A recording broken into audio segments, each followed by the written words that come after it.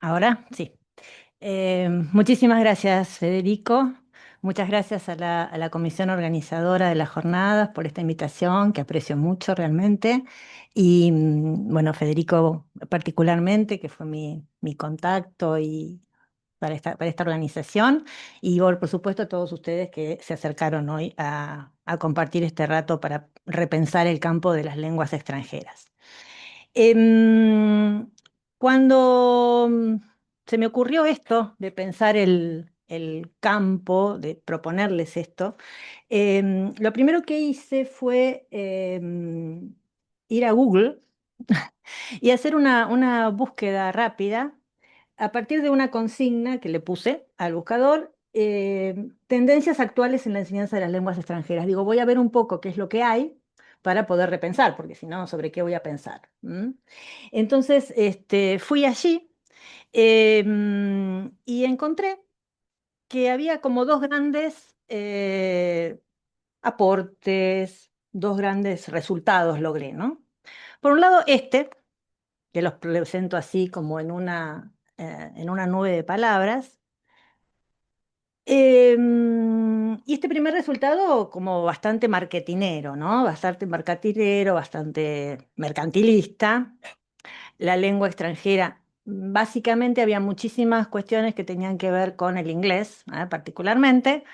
Pero bueno, que acá la lengua aparecían cosas muy vinculadas con la inteligencia artificial, con la gamificación, con las competencias, aprendizajes híbridos, realidad aumentada, el aprendizaje móvil, la interculturalidad, aparecía allí la interculturalidad como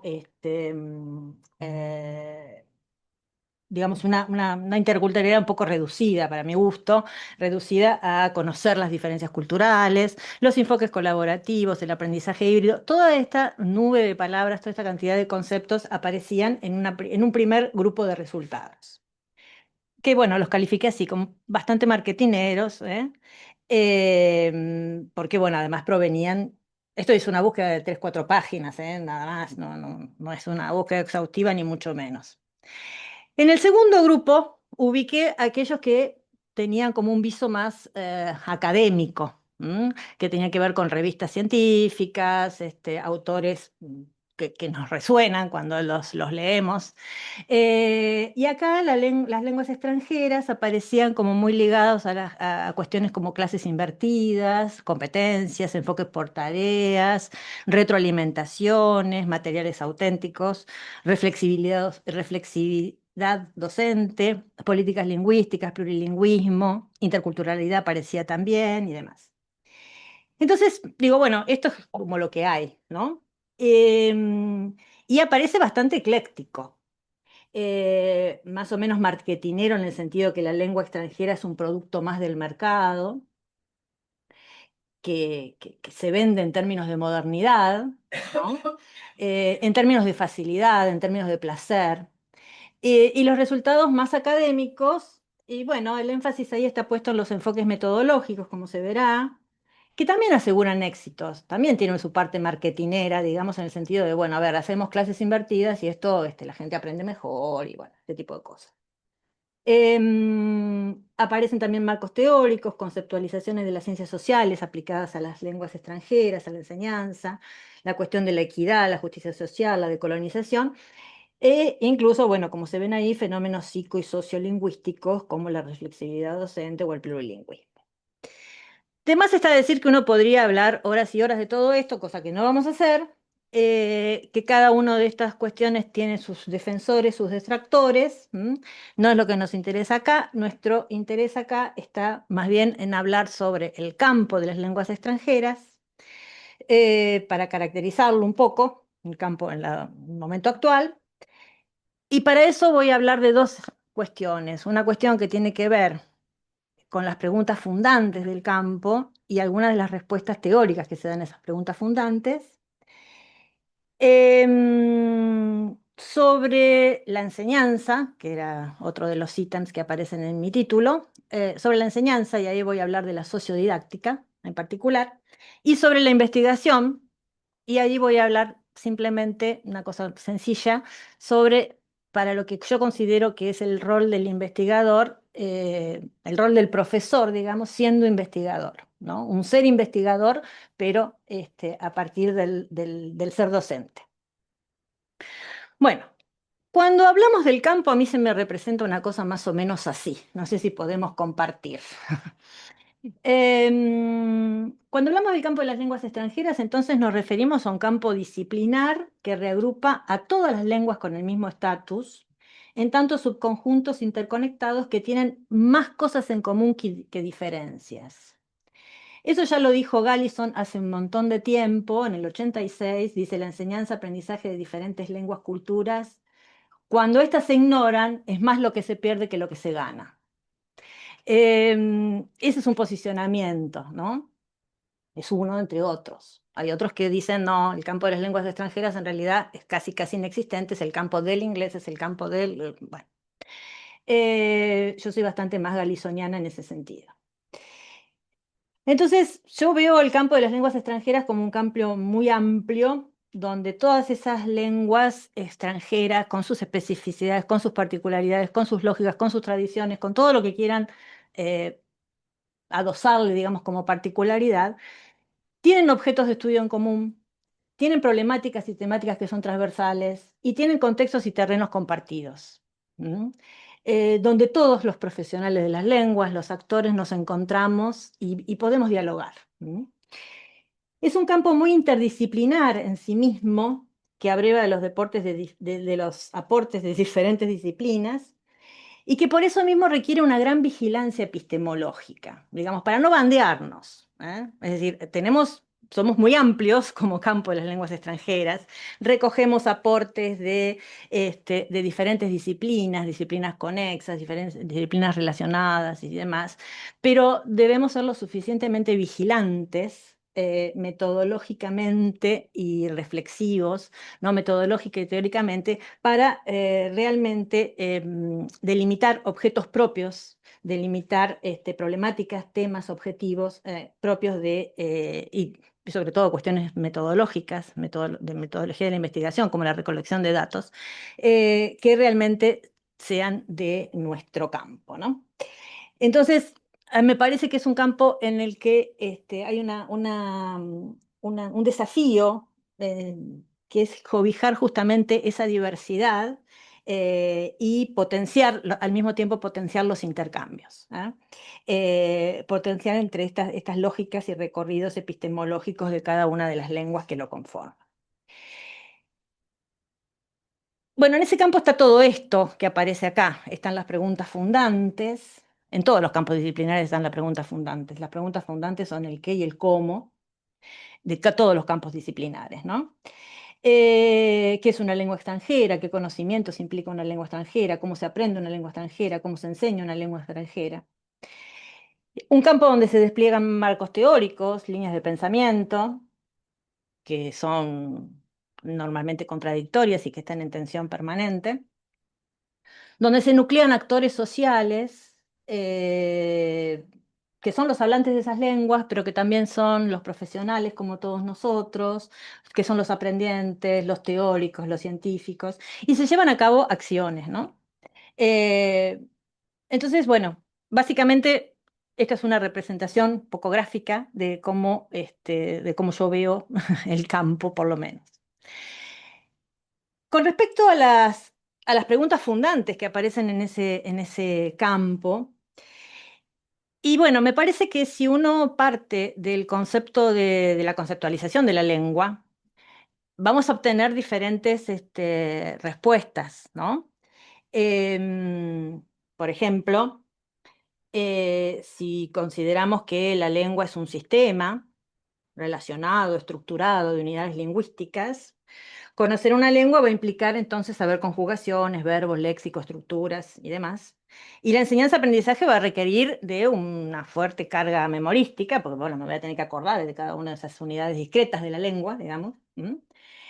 Y voy a tener que hacer ejercicios estructurales y altamente conductistas en algún sentido para lograr esa adquisición. Si entiendo que la lengua es un instrumento de comunicación, y bueno, conocer la lengua va a significar poder emplearla según parámetros sociocomunicativos, ¿no? Y para enseñar y aprender será necesario justamente reconocer ciertas situaciones de comunicación, por ejemplo, bueno, con esto que ya conocemos, ¿no? Los juegos de roles y demás.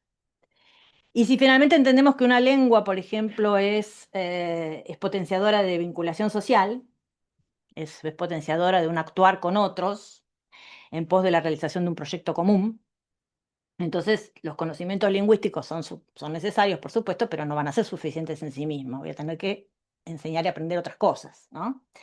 Se va a necesitar que se desarrollen capacidades de uso, de desempeño lingüístico y que ese desempeño lingüístico se dé en el marco de relaciones interpersonales, digamos, que no sea simplemente una comunicación per se, ¿m?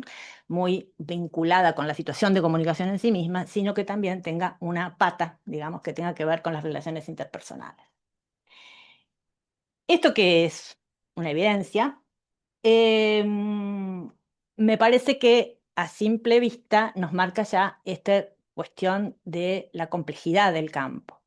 Es un campo complejo, lo que no tiene nada que ver con difícil, ¿no? Es la complejidad en el sentido de Morin, en el sentido de una complejidad como interrelación, una complejidad como interconexión, como multidimensionalidad, como integración de lo diverso, como integración de lo contradictorio, porque todo esto convive, ¿eh? Y a unos nos resuena más una cosa que la otra. Bueno, pero todos estamos acá en este mismo campo, todos convivimos con tensiones y paradigmas y demás. Morin dice, la complejidad es la unión entre la unidad y la multiplicidad, entre lo uno y lo diverso, entre lo simple y lo múltiple. Es el tejido de eventos, acciones, interacciones, retroacciones, determinaciones y azares. Interesante esto también de la dimensión azarosa de esta complejidad del campo. Bueno, por supuesto que a todos les ha evocado, supongo, que estas diferentes cuestiones que tienen que ver con las concepciones de las lenguas responden a periodos diferentes. Si uno podría hacer una mirada cronológica sobre esto, una mirada diacrónica, ¿no? Sobre esto. Los años 50, 60, los 70, los 2000, la actualidad.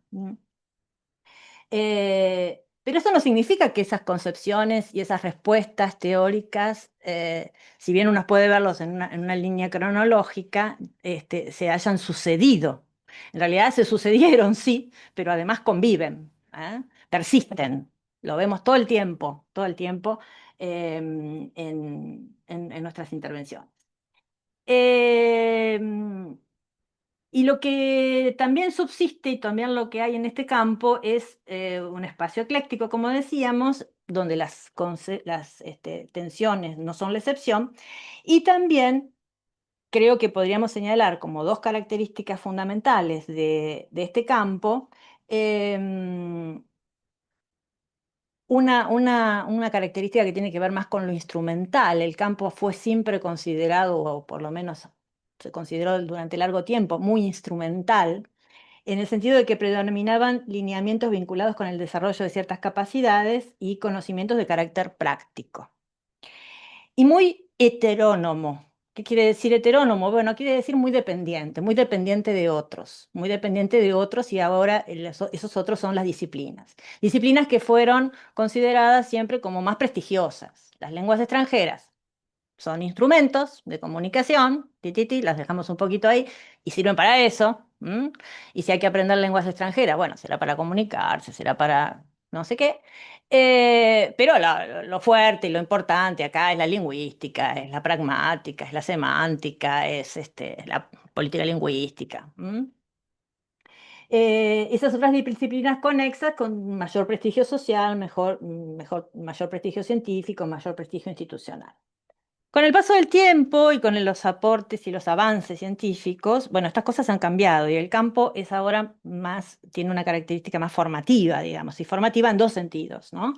Eh, Formativa en el sentido del desarrollo de actitudes positivas frente a la alteridad y a la diversidad, y positivas frente a la vinculación con el desenvolvimiento de capacidades intelectuales como la metacognición, la reflexibilidad, las capacidades intelectuales metalingüísticas, etcétera. Y se ha transformado en un campo autónomo. eh, específico, ¿no? Con temáticas y disciplinas propias. Entonces nos hemos quitado un poco de encima, hay que relativizar esto también, pero nos hemos quitado un poco de encima a la lingüística, a la psicología y demás, y hemos intentado recortar este campo y vincularlo directamente con las problemáticas de la, de las lenguas extranjeras. Pero eso no deja de, la tensión entre la autonomía y la heteronomía no dejan de estar presentes, se diluyen un poco cuando uno considera el campo desde la especificidad y, pero bueno, esta negación de la autonomía yo creo que en algunas cosas sigue estando muy presente. Los investigadores de lenguas extranjeras no tenemos una casillita en los formularios de la CONEAU. No tenemos nada para marcar, digamos. Somos evaluados por evaluadores de una categoría que es lingüística y literatura. A mí cuando me evalúan para darme una categoría de investigadora, yo pongo siempre, cuando dice otras, pongo lenguas extranjeras, pongo didáctica del francés, pongo qué sé yo, pero esas son otras, no aparecen. Y, y cuando me evalúa, puedo caer, digamos, capaz que me evalúa un par de lenguas extranjeras, pero es muy capaz también que me pueda evaluar un lingüista. ¿M? O alguien que viene de la literatura, porque estamos todos juntos ahí, digo. ¿M? Tendríamos que tener un espacio en nuestro, si realmente nos lo reconociéramos como un campo disciplinar, como lo que somos, como la matemática, como bueno. Entonces, por eso digo, la tensión entre la autonomía y la heteronomía, está bien, hemos hecho avances, pero nos falta un recorrido, un camino, para recorrer todavía. Bueno, y así, digamos, en este campo, además de todas estas cuestiones así que están en tensión, también están en tensión los marcos teóricos. También los podemos ver diacrónicamente, los marcos teóricos, pero también podemos ver cómo están conviviendo estos marcos teóricos en la actualidad. El paradigma de las lenguas, que parece un poco lejano, porque bueno, es un paradigma de los 50, de los 60, eh, en que las lenguas y la enseñanza empiezan a ser consideradas parte de la cultura moderna.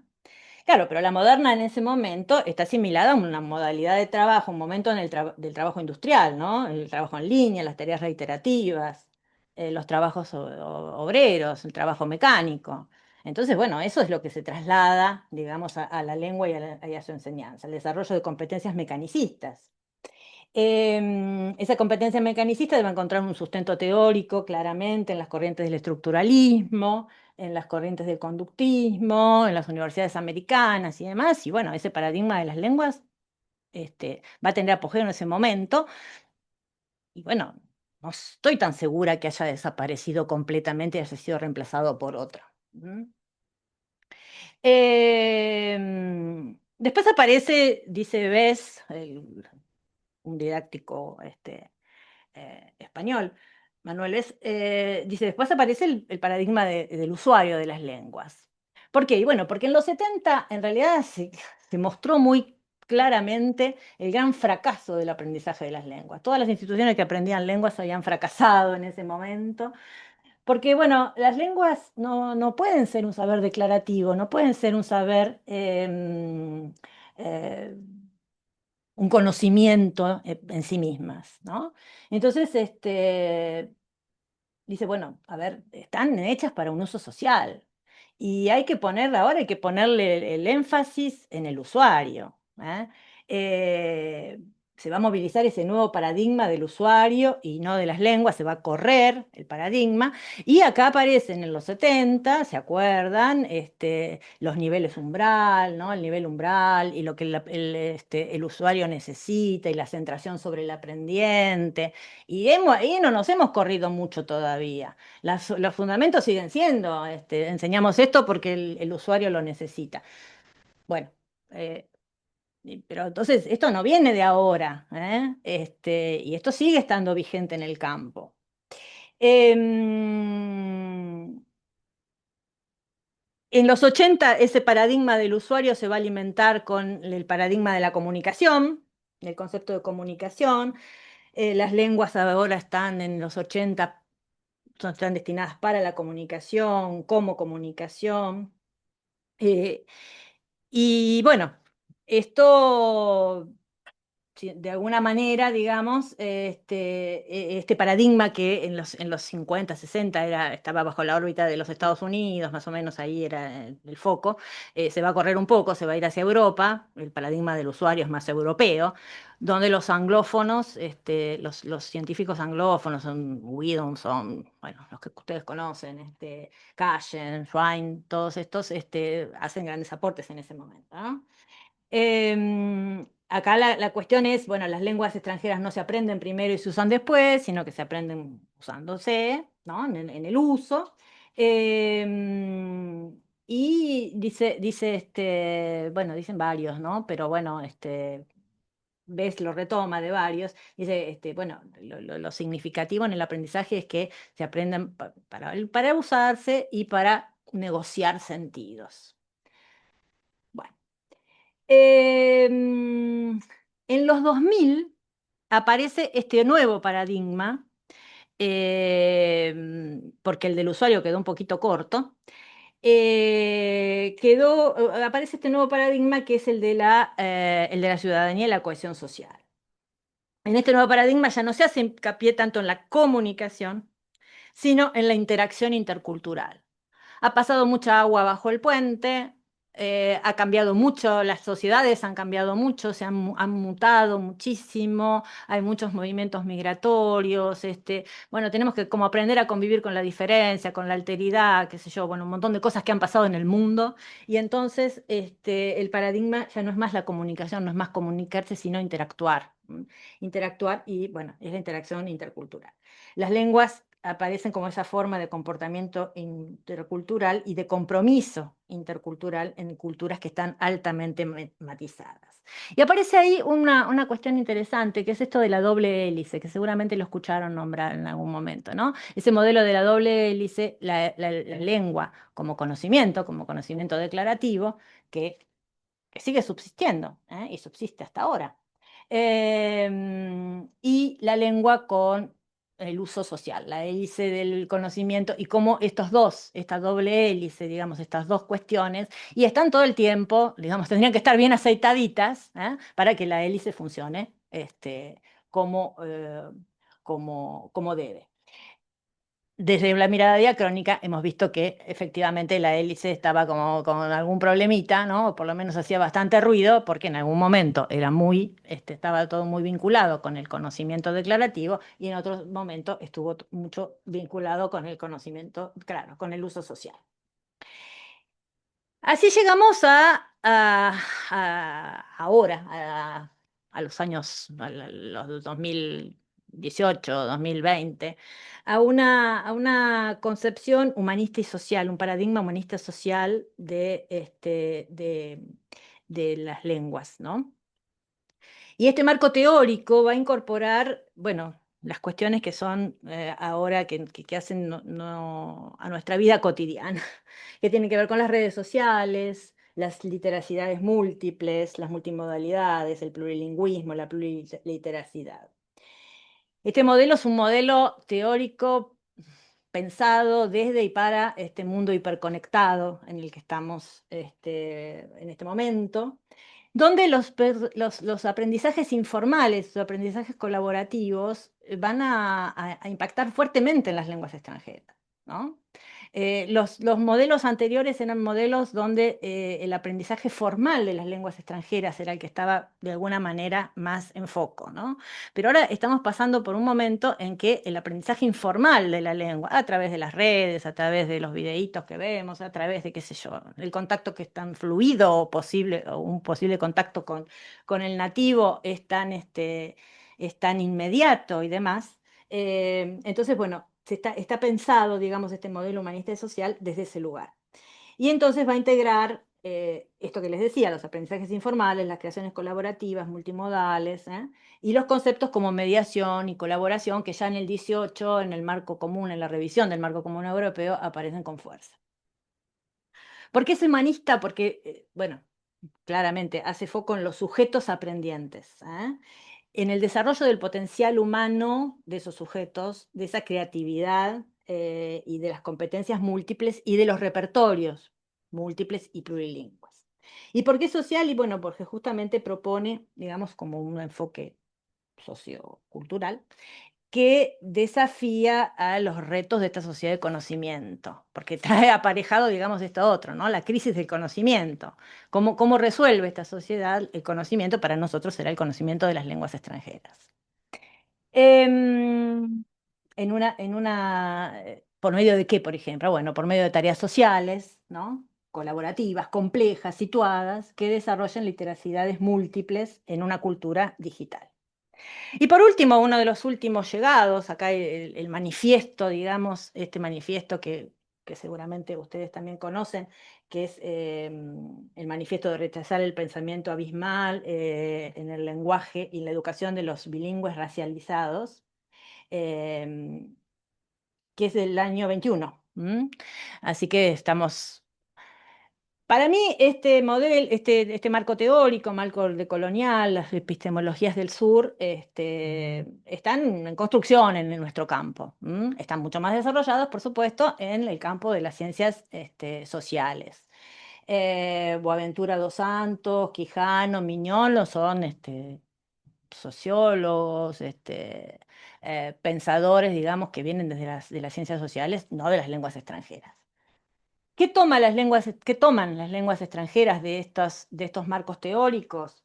Y bueno, estudian a partir de estos marcos teóricos fenómenos como el translenguaje, como los derechos lingüísticos de las minorías, las lenguas en contacto, las ideologías raciolingüísticas, la alternancia de las lenguas, las formas de habla de las minorías eh, raciolingüísticas, el intelecto, la discriminación lingüística, la resistencia lingüística a la lengua de la escuela. ¿Mm? Piensen que este manifiesto es un manifiesto que propulsan una cantidad de científicos en el corazón mismo de la Universidad de Nueva York, científicos de habla,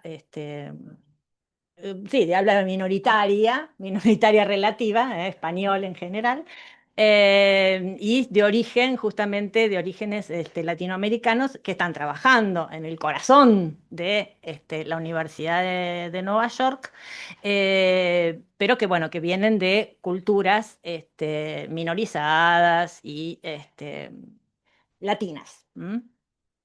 Bueno. El principio mismo de estas epistemologías decoloniales, de epistemologías del sur, es el concepto del pensamiento abismal de Boaventura dos Santos, que justamente describe a la modernidad occidental desde un mundo dividido, ¿no? En este lado y del otro lado. Y de este lado estamos nosotros, el pensamiento occidental, y del otro lado están todos los otros que son absolutamente invisibles y que menospreciamos y que están, digamos, los colonizados, que no tienen nada que decir. Bueno, Boaventura de dos Santos que dice, no, no, tienen mucho para decir. Tienen mucho para decir y nosotros tenemos mucho que aprender de ellos, de sus lenguas, de sus maneras de conocer y demás. Esto es muy interesante para poder pensarse desde el lugar donde uno está, desde el espacio geopolítico, ¿no? Que habita y demás. Pero bueno, en el campo de las lenguas extranjeras todavía es altamente, digamos, poco representado de alguna manera. Bueno, me voy a apurar un poquito, ¿no? ¿Cómo estamos? Estamos 38, ¿estamos bien? Bueno, vamos a pasar a la enseñanza. Em, entonces, para hablar de la enseñanza, yo lo voy a hablar desde lo que conozco y lo que hago, que es la sociodidáctica. Em, ¿Qué es la sociodidáctica? La sociodidáctica no es nueva. La sociodidáctica tiene ya unos 30 años, un poquito más. La sociodidáctica aparece como término en una tesis que hace Marielle Rispay Es de escuela francesa, ¿eh? Bueno, yo vengo de ahí, digamos, pero en todo caso quiero decir que si vienen de otras tradiciones y no lo reconocen, quédense tranquilos, digamos, porque esto tiene mucho anclaje en la tradición francesa. Mariel escribe en el año 94 una tesis y aparece por primera vez el concepto de sociodidáctica. Se insiste mucho desde la sociodidáctica que lo socio no tiene que ver con lo social, el contexto social, que bien, por supuesto, integra, claramente la sociodidáctica integra el contexto social, sino que lo socio le viene de la sociolingüística. Es decir, que la sociodidáctica, si ustedes quieren, es, eh, es una subdisciplina, algunos dicen una subdisciplina, otros la ponen en el lugar de las disciplinas, mixta, que junta, digamos, que une la sociolingüística y la didáctica, y que toma por objeto de estudio la vida de las lenguas en y a través de la escuela. Por eso yo soy fan de la sociodidáctica, porque me parece que nos ubica en este lugar, que es el lugar nuestro como docentes. Eh, y es la vida de las lenguas en plural. No es solamente de la lengua que yo enseño, porque la lengua que yo enseño, puede ser francés, italiano, portugués, estamos en el ámbito de las lenguas extranjeras, no la enseño sola. Es una lengua que está relacionada con otras, principalmente con la lengua materna, claramente, pero también con otras lenguas que pueden ser lenguas que se hablan en los hogares, y que sean diferentes, lenguas de socialización, lenguas vehiculares. Entonces son esto, es el estudio de alguna manera de las lenguas en plural en el contexto, digamos, en y a través de la escuela, en interacciones con otros, y en sus usos sociales. La sociodidáctica es dos cosas fuertes en todo caso. Es un modelo de intervención, es un modelo para hacer, para la acción, y es un modelo de investigación. Eh, que está, bueno, justamente en el entrecruzamiento de estas dos disciplinas, la sociolingüística y la didáctica, que pone en foco los parámetros sociolingüísticos, el estatus y el rol de los hablantes, las prácticas lingüísticas heterogéneas, en esa situación didáctica que es el aula. Y que adopta para el análisis de justamente qué es lo que pasa con las lenguas en el aula, adopta para el análisis las metodologías de investigación propias de la sociolingüística, como podrían ser la observación participante, no participante, qué sé yo, los cuestionarios, las observaciones in vivo, los cuestionarios, los análisis de interacciones, los análisis de documentos sociales y demás. Em, yo decía que es un modelo de intervención. ¿Y por qué es una intervención? Y bueno, porque justamente están las antípodas del aplicacionismo. En las antípodas del aplicacionismo, que se caracteriza justamente como la transferencia de una teoría existente que es externa a la realidad. O sea, bueno, yo construyo una teoría, yo, investigador, construyo una teoría, qué sé yo, qué sé cuánto, y va después la aplica en el aula. Bueno, la sociodidáctica lo que pretende justamente ir en contra de eso es partir del aula, de lo que pasa con las lenguas allí en el aula, y teorizar de alguna manera, ¿no? Justamente a partir de la investigación y demás, y a partir de la investigación hecha con estos instrumentos de la sociolingüística, teorizar a partir de esa vivencia, para luego volver a hacer intervenciones que sean realmente adaptadas y eficaces. Intervenciones, y en ese caso estamos hablando de intervenciones didácticas, ¿no? Que sean justamente adaptadas y eficaces a esos diferentes contextos. Y entiende entonces que en esas intervenciones las lenguas que están fluyendo y demás, están relacionadas, ¿no? Y intenta la sociodidáctica establecer buenas relaciones entre las lenguas. está muy, muy lejos, justamente la sociodidáctica, de obstaculizar el acceso a diferentes lenguas y mucho menos a la lengua materna. ¿Mm?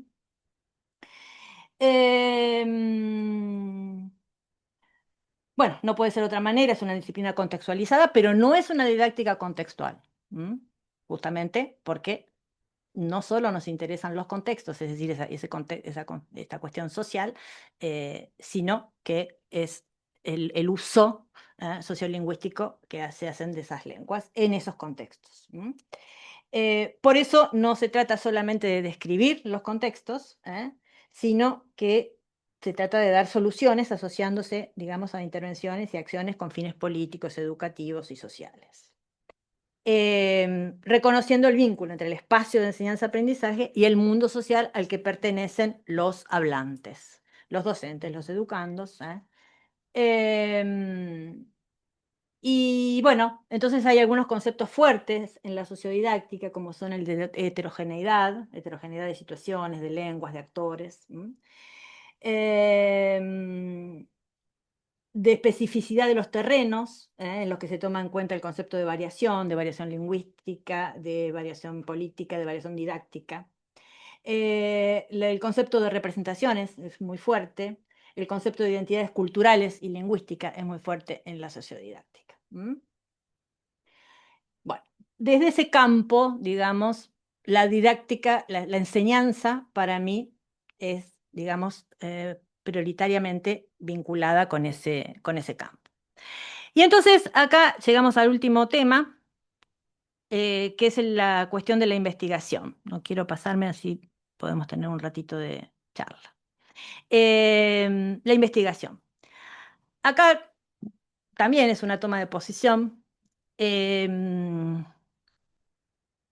Para mí, el profesor es un investigador.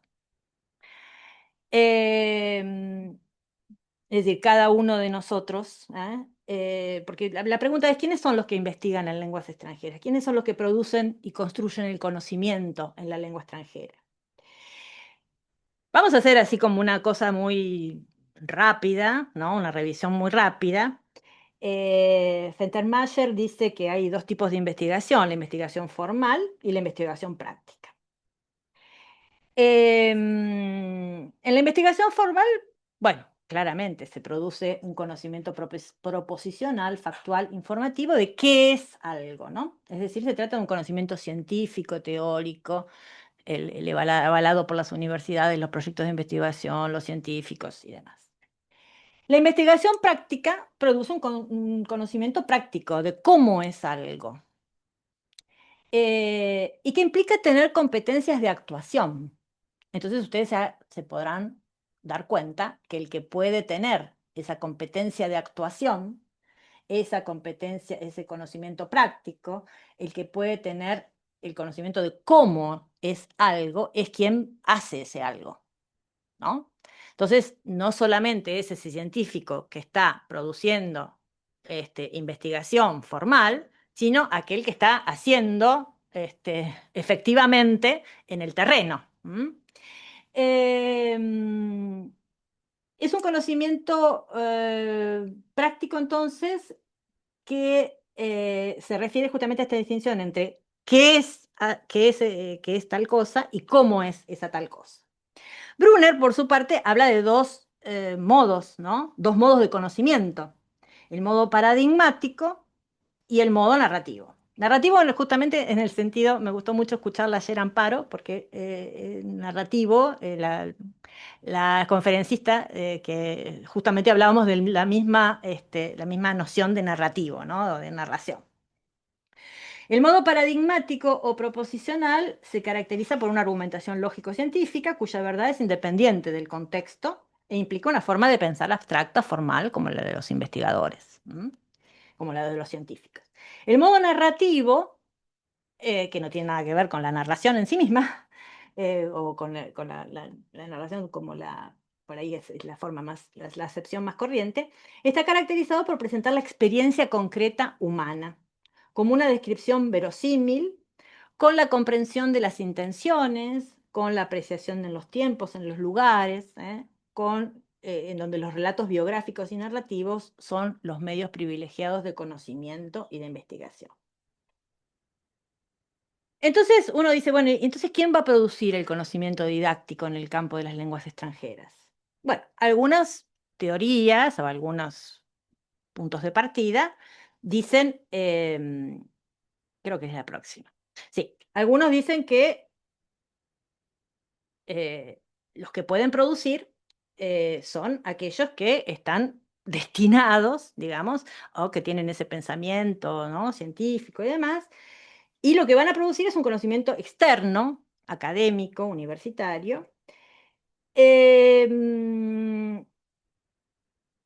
que está por fuera del aula y de la práctica cotidiana y lo que se llama el conocimiento local, el conocimiento del experto, el conocimiento del experto profesor, ¿no?, generado por los propios profesores.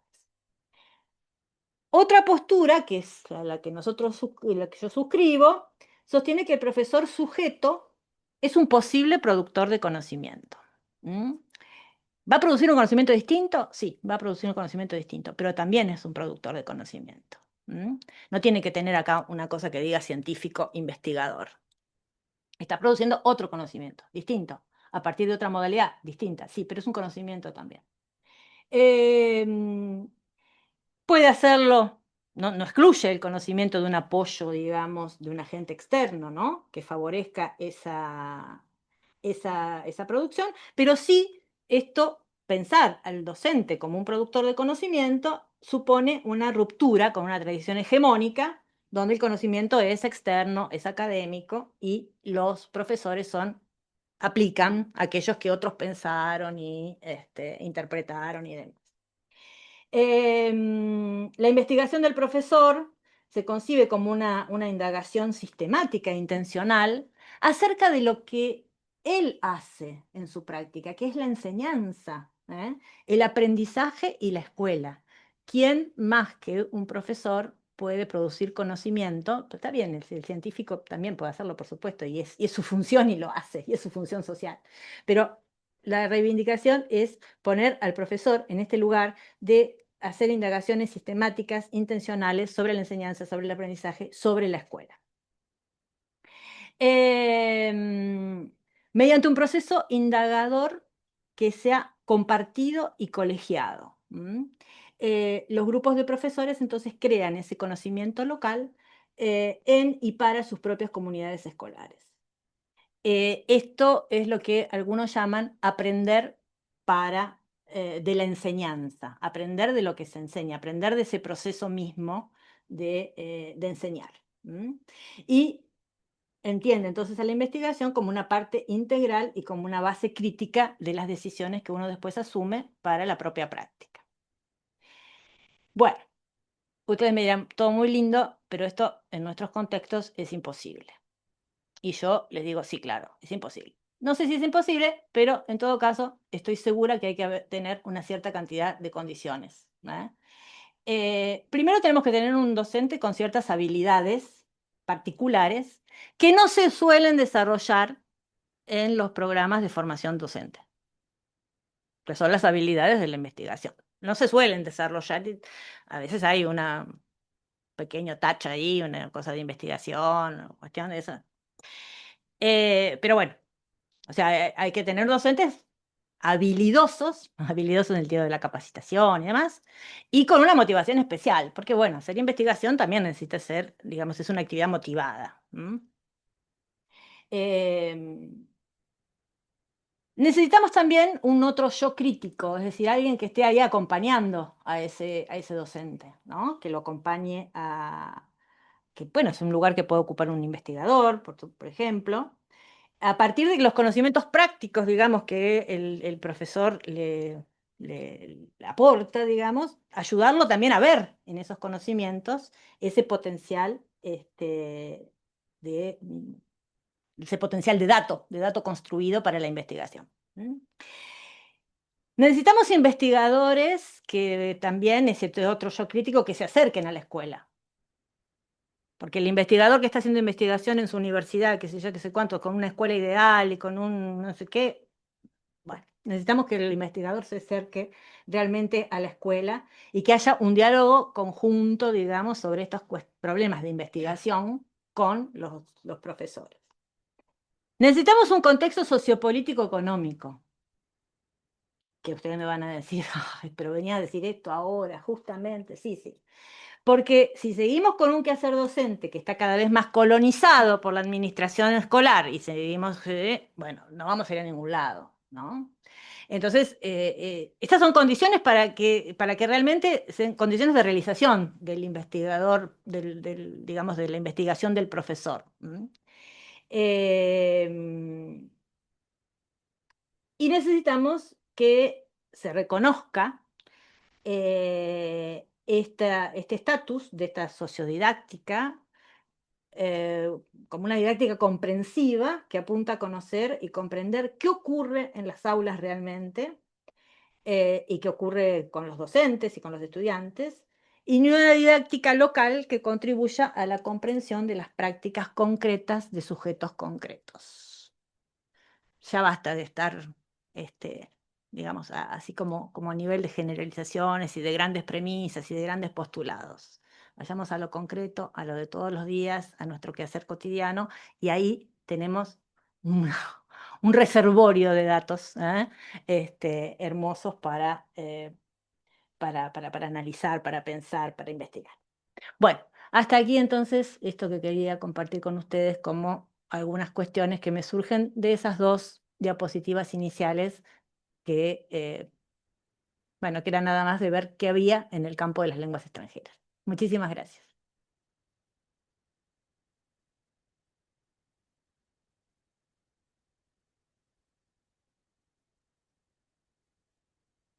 A vos.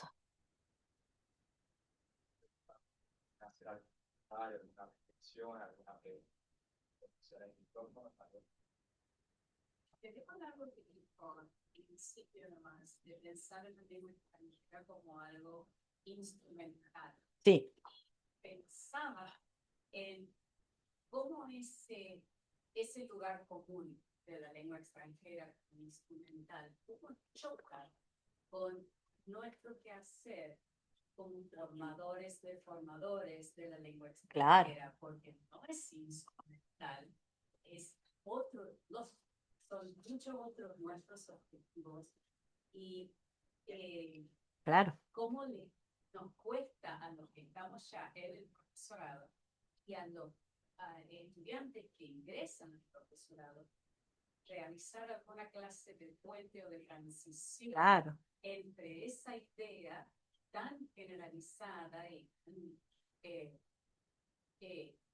afirmada totalmente. en creencias sociales, en el sentido común, Sí, cómo traerlo a estos noveles estudiantes a este otro lugar de lo que es aprender una lengua para realmente estar inmersos en esa lengua mucho más allá del mismo.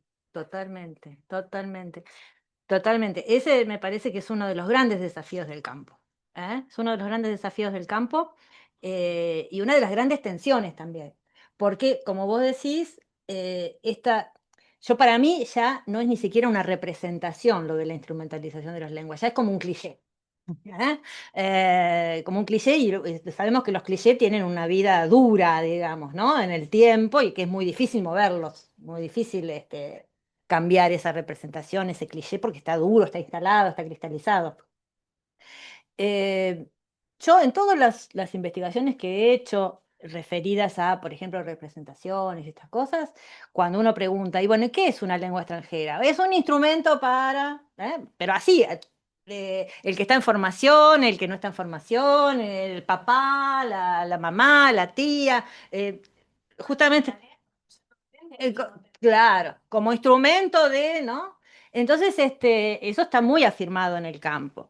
Es verdad que en estos últimos tiempos ha habido, a partir del 2010, por ejemplo, en nuestro país hubo varias producciones de materiales, los núcleos prioritarios, por ejemplo, ahí aparece claramente el concepto de las lenguas como digamos, el valor formativo de las lenguas, ¿no? El valor formativo de las lenguas. En el proyecto de mejora también tomamos la cuestión del valor formativo de las lenguas y demás, y que, bueno, se ha intentado, y muchos lo hacemos de manera individual, desde nuestras propias convicciones y demás, de cambiar eso, de modificar, pero es algo que está muy instalado y que me parece que sí, que efectivamente los que creemos en el valor formativo de las lenguas deberíamos insistir mucho ahí en las jóvenes generaciones en formación, ¿no es cierto? Sí, claro, Investigadores. claro. Ah, no tenemos nada. Otras humanidades, otras disciplinas, estamos siempre en otras. Siempre estamos en otras. Sí, y esto es muy problemático por ejemplo, para los investigadores. Bueno, más allá de todo el sistema que está bastante vapuleado, ¿no? Todo el sistema eh, de la CONIAU y estas cosas, y las categorías y qué sé yo, y todas estas cosas. eh, Fíjense que no tener no tener un lugarcito en ese formulario quiere decir mucho. ¿Ah? Quiere decir mucho para este campo. Entonces, es como que tenemos tenemos mucho hecho, digamos, es un campo que ha hecho mucho, claramente, pero hay mucho por hacer, hay un largo camino para recorrer, todavía. Eh, de la Constitución. Bueno, no lo tiene la sociolingüística, no lo tiene la psicolingüística, también es lingüística y otras. Sí, sí, bueno. Y otras siempre con la Sí, sí, sí, sí, claro. Bueno, Estamos debajo de la... estamos debajo. Debajo. Por eso me parece que es importante problematizar un poco esta situación, ¿no? Y bueno, y no sé, hay como muchos ángulos de ataque. Uno es la formación docente, creo que eso es fundamental para nosotros, la formación docente, la formación de las nuevas generaciones. Es muy fundamental, me parece también, producir conocimiento en el campo a partir de los objetos propios y con metodologías propias, digamos. Eso no quiere decir no alimentarse de otras disciplinas, porque bueno, justamente esto que decía, ¿no? Que es absolutamente interdisciplinario y con mucha vinculación, pero pensar en que otras disciplinas, como fue en el pasado, digamos, eso un poquito mejoró, pero bueno, todavía falta recorrer. Pensar que otras disciplinas van a resolver problemas y que nosotros vamos simplemente a poder aplicarlos en nuestro campo es quedarnos en una heteronomía que no nos sirve, realmente no nos sirve. Em, Cada campo resuelve los problemas que tiene con sus cuestiones. Y si nosotros hacemos esto de traer, bueno, a ver, estos investigadores en este campo resolvieron esta cosa así, entonces yo lo traspaso rápidamente, acríticamente a las lenguas extranjeras y a mi propio problema, estoy en un problema. Estoy en un problema. Eh, lo que no significa no saber que eso existe, no saber cómo lo resolvieron, no inspirarme por ahí en alguna cuestión de esa, porque eso es absolutamente, así funciona el conocimiento, digamos. No podemos funcionar con una cosa encerrados entre nosotros, porque tampoco es así la cuestión. Pero sí es esto que yo les decía, que me parece que es fundamental, es tener en cuenta que justamente cuando estamos en una conexión tan palpable, ¿no? Disciplinar, tenemos que ser muy vigilantes y estar muy atentos, muy atentos justamente a no perder el rumbo, a no perder el rumbo. Este modelo un poco se está agarrando de la sociolingüística, que no es... El modelo de la sociedad, sí, claro, y sí, sí, usa, sí, totalmente, sí. Les voy a hacer una pregunta que tiene que ver exacto con lo que estás diciendo. Digo, no me ha quedado claro en esta presentación cuál es la propuesta acerca de cuál es la entidad disciplinar y epistemológica de la sociodidáctica. justamente porque creo haber entendido que en un momento planteaste que era como una subdisciplina. Algunos dicen que es una disciplina y otros dicen que es una disciplina firmada. Tampoco hay, imagínate que tampoco hay, hay consenso en eso. Porque no hago mucha crítica acá, Sí, sí, sí, sí. por eso lo pregunto. Sí, sí. Entonces, creo haber entendido eso, que se planteó como una Sí. disciplina de la sociolingüística, Sí. pero a la vez te has referido todo el tiempo al campo Sí. como de las lenguas extranjeras, Sí. no de la sociedad. Entonces, digo, no me queda claro cuál es la propuesta. Digo, no tenemos un casillero en el formulario. Bueno, ¿cuál sería en ese formulario siempre tenemos disciplinas y subdisciplinas? Bueno, ¿cuál sería la disciplina y cuál sería la subdisciplina? Bueno, a ver, cuando hablamos de la didáctica, por ahí hay otro paso anterior a este, que es la cuestión de la didáctica de las lenguas extranjeras. Que es otra discusión, ¿no? ¿Es didáctica de las lenguas extranjeras? ¿Es didáctica del FLE, del francés, lengua extranjera? ¿Es didáctica del PLE, portugués, lengua extranjera?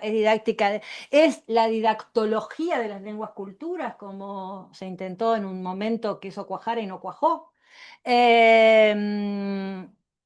Bueno, estamos en un problema desde ahí, para nosotros, ¿eh? Entonces, recientemente, ahora, una de las últimas llegadas a esta cuestión es la sociodidáctica. Una de las últimas llegadas, digo, porque lo último, que es una discusión totalmente abierta todavía, ¿eh? Va a haber gente que va a hablar de la didáctica de las lenguas extranjeras, otros que van a decir, no, yo hago didáctica del francés, lengua extranjera, ¿no? Yo hago, ¿no? Está totalmente abierto.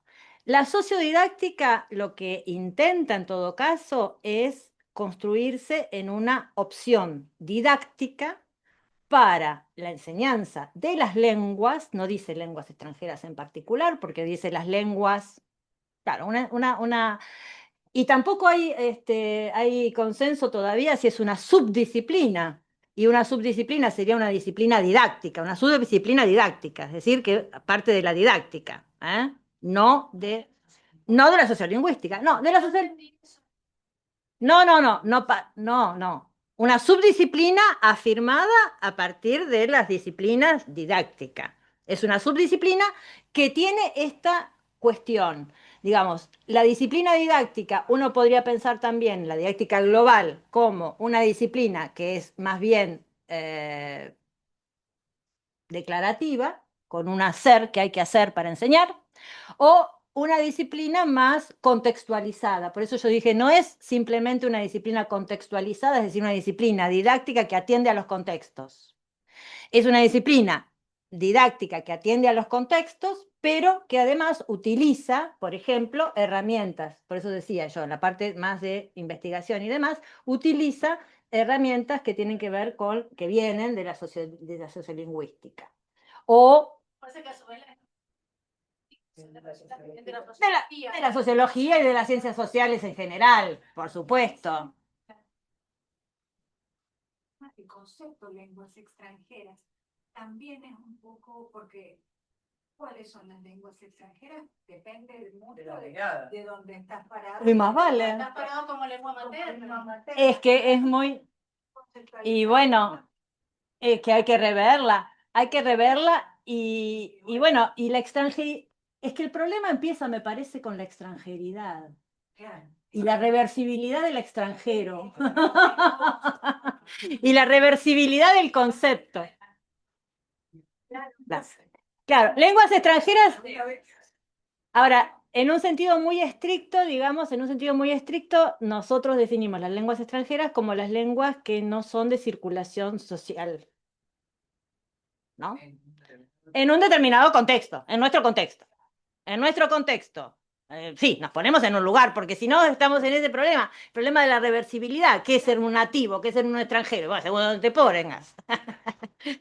Bueno, entonces no podemos resolver todas esas cosas todas juntas porque es todo muy complicado.